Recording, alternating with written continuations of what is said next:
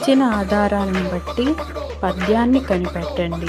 అలాగే పద్యంతో పాటు మకుటం, కవి ఎవరో చెప్పండి.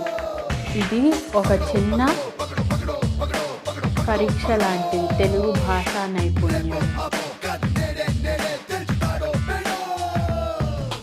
ముసుగున దాగి ఉన్నదెవడో, అరుగున దూకి వాణ్ణి పక్కడో, దిగరికటోనో బ్యారికేడ్స్తోనో మాస్కులన్నీ లాగేయరో. నలుగురిలోన నువ్వు ఒకడో, లేక నువ్వు కోటి మందికొక్కడో, గొడ చాటు షాడో మిస్టరీ కొపాడో లెక్కలన్నీ తెచ్చారో.